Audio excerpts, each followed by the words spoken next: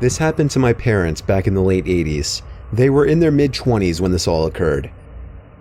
My parents decided to go camping in cool California. When they got there, it was kind of late. My mom was sitting down on a log while my dad was unpacking the truck. While sitting down, she heard walking around the campsite, so she went and quietly told my dad she heard something walking around.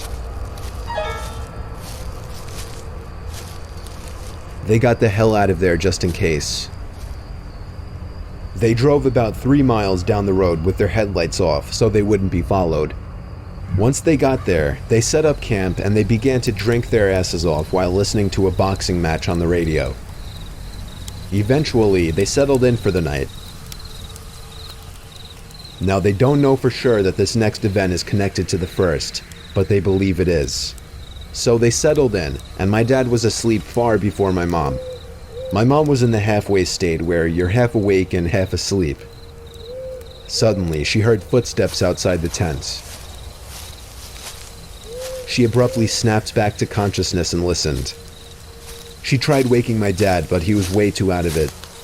She listened for what seemed like hours, when suddenly, she heard the words, "Here I am, I'm going to kill you," from outside the tent. While saying this, the man ran what she believes to be a knife along the tent.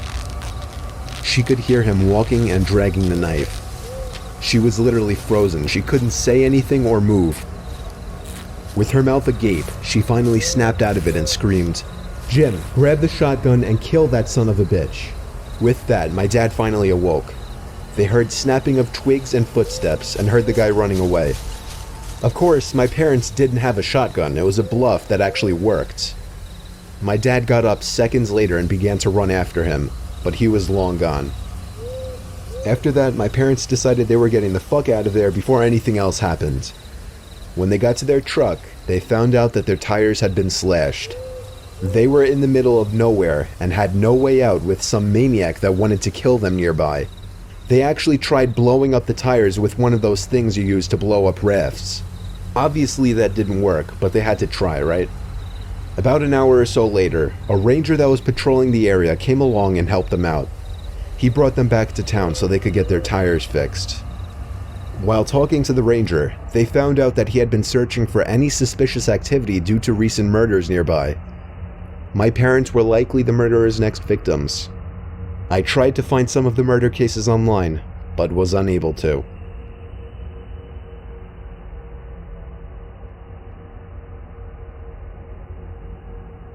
I began babysitting at 13 to earn some extra money to spend horribly on embarrassing things like Fall Out Boy's CDs.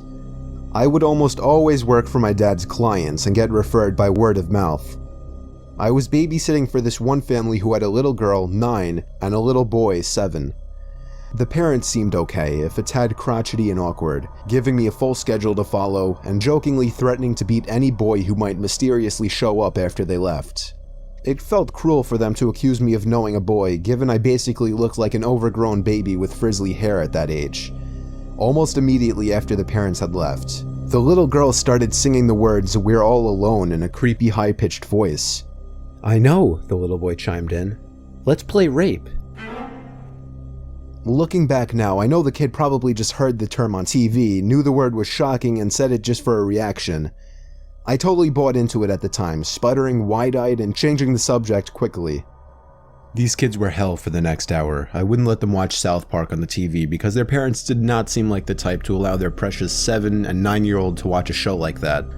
As soon as I said no, the little girl said casually, "Oh, that's fine. We'll just go play PlayStation in the family room. Feel free to watch it out here." But I knew exactly where that was headed.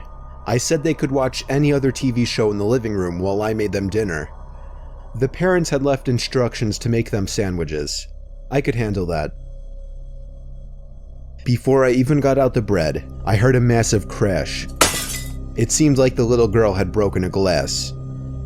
Tutting and pissed, but ultimately with no way to punish her, I cleaned it up while these two incredibly weird kids watched with wide eyes.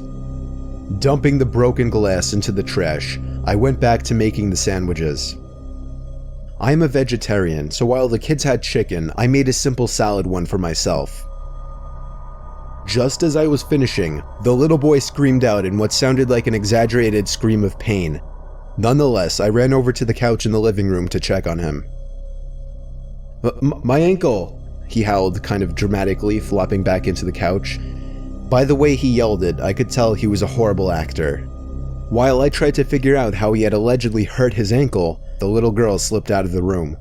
Peripherally, I was aware of this, but didn't really pay it any mind. I was focused on this little boy pretending to be in pain. He kept saying, I went to stand, but it hurt too much. I don't know. He kept saying this over and over until his eyes suddenly flicked to just behind me where I could see the little girl standing with a perturbing smile on her face. And just like that, he was miraculously healed. At this point, I was just thinking these kids were really weird, craved attention a little too much, and probably needed more parental involvement. Whatever, I was 13 and that $60 was only 4 hours away. I set out the sandwiches for the two to eat at the dining table. Then I went to get us all soda and returned. After pouring soda for both of them, I realized they hadn't even taken a bite of their sandwiches yet. I asked them what they were waiting for. Then they smiled. For you to take a bite of yours? For some reason, I felt like my heart dropped after she said this, and I'm so glad I had the gut feeling to open the top part of the sandwich, because when I did, I saw glass. Broken glass. Broken glass that I'd put in the trash. I stared in horror at the two kids staring at me with menacing grins. I lost it, shouting at them, explaining they could have easily injured my mouth. What's wrong with you two? Instead of crying or apologizing or pretending to be ashamed or confused, these two little fuckers began laughing. Not like kids, it was too low.